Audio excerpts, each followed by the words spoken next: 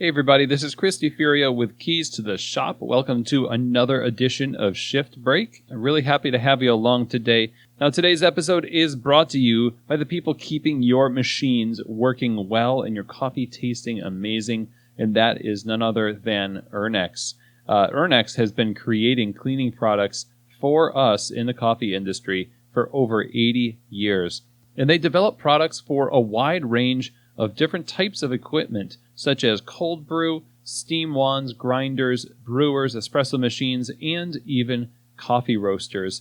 That product just came out, the world's first dedicated cleaner for roasters.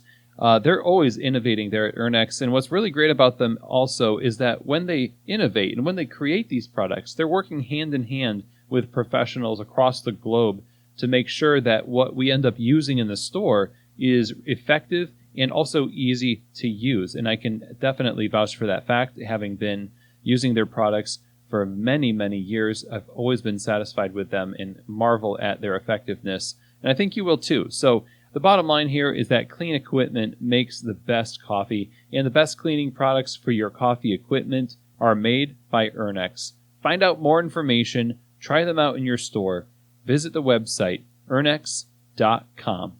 This episode is also brought to you by the folks that are taking the pain out of ordering and inventory, a name that you should remember, ODEKO.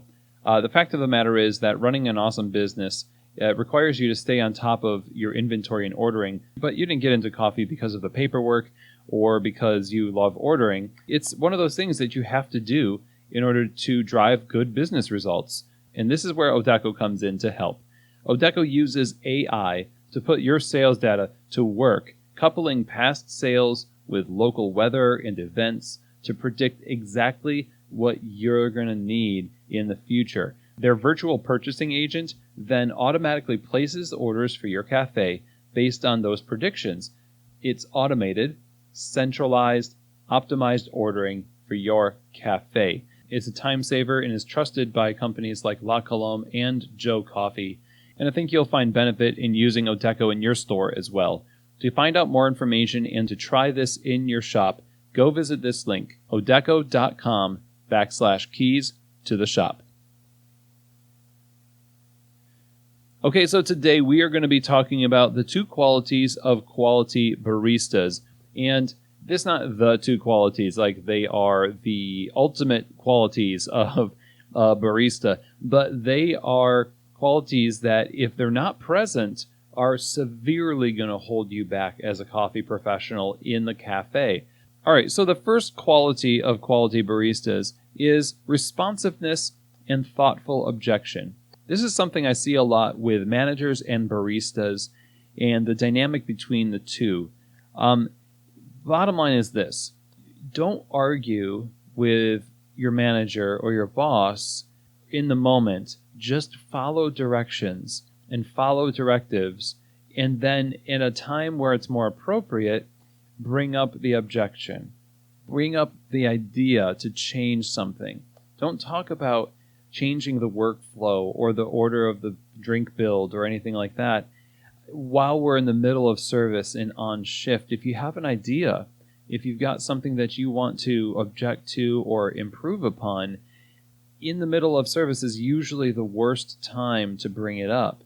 And in some ways, I can see how the barista might think of a manager as grabbing for power when there are directives being given. Well, being the boss in a shop is about giving directions. And to question the directions in the moment really doesn't make you an asset, even if you've got a really creative idea, because directives are being given so that we can all get through this in an efficient way, in a way that we all know to get through it in the moment. Throwing a wrench into the works by questioning the way things are being done, or if you don't think it's the right way to do it, doesn't do anything for anybody. In fact, it actually creates an environment where your ideas are attached to the negative emotions that it produces in the moment. So the next time you bring up that idea, it's going to be, people are going to remember, oh, that's the idea that you decided to bring up in the middle of the rush. Now there's a sort of stigma attached to it.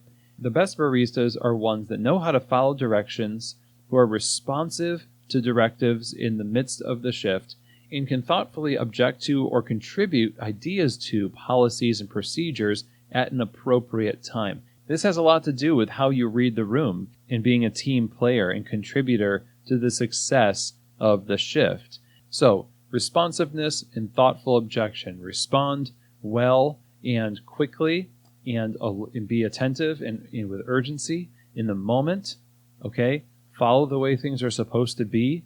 And as you build trust, as people can trust you to do the work as it exists now, you're going to be able to speak into that work with more authority later. But if you roll in there starting to question everything right away because you got all these new ideas, especially if you're a new barista, it doesn't really create a great relationship. And I've seen submarine growth in baristas. So if you want to see growth in yourself and opportunity for advancement and opportunity to be trusted with more, you've got to trust the system first and then learn it, do it, be responsive to it, follow directions, and then give thoughtful critique or additions to it at the appropriate time after you've built up some rapport with those next to you and those above you in the chain of command. Now, the next thing for baristas that I think is really critical is that you need to be self-directed and innovative. There is a season and time where you learn the checklist and you've got to be told what to do all the time. Back to the directives. You are going to be responsive to those things. That's great. But after a month or so, if you're still constantly having to have your hand held with basic tasks like wiping down a window or how to properly clean the bathroom and stuff like that, it's going to start to affect where you can go in coffee and in that shop. The season of learning the ropes is all about asking questions, all about taking direction, being very specific with your questions and having a lot of specific directions given to you. But at a certain point, as a manager, I would expect that you start to internalize these things and they just become part of your nature. Now, depending on how many hours you work per week, it might take longer than a month, okay? But let's say generously after 6 months, if you're still dropping the ball in basic areas, you really can't be upset if you're not advancing in the store. You're doing it to yourself. You need to be self-directed. You can't just rely constantly on others to remind you to do things. You've got to be self-directed, and you've got to be innovative as well. When there's problems in the cafe, oftentimes baristas don't have access to a manager, and they have to make decisions. They have to be innovative and go beyond what's normally expected and act on that internalized information to do what they think is best for the business. And the thing is that innovation and going above and beyond what's expected starts with mastering the expected first. Because when you do that, you've internalized not just the tasks themselves, but the rhythm and the culture and the spirit of the place. And when you do that, you can make decisions on the fly when there's no manager, when there's a customer complaint and you need to deal with it and there's no time to call somebody about it and ask them. You can make those types of decisions and feel fairly confident that you know what the right move is in that. But if you're the type of barista who's still having to ask about basic things and being reminded of basic things, you're not going to have the ability and the presence of mind to be able to make those types of decisions. And those qualities are very, very important because they set you up for more responsibility in the future. Somebody who's self-directive and innovative and can have a gut feeling and work with it is the type of person that can train well. It's the type of person who can manage well. Those are qualities that you find in the upper levels of any organization, really, not just coffee. So being self-directed, mastering the basics, moving beyond that, and internalizing it, and then taking that information and that knowledge, that deep knowledge of the space and the place, and being innovative with it, that's really going to help you in your career. It's going to make you stand out, and you're going to find that advancement in this industry is going to come a lot easier than if you're otherwise not developed in those areas. So again, there's two things. Be responsive to directives in the moment and thoughtful in the place and time where you object to things or add to things in policy and procedure. Do what's asked of you in the moment. Build up rapport as somebody who can be trusted to do things well. and respond to feedback and directives well.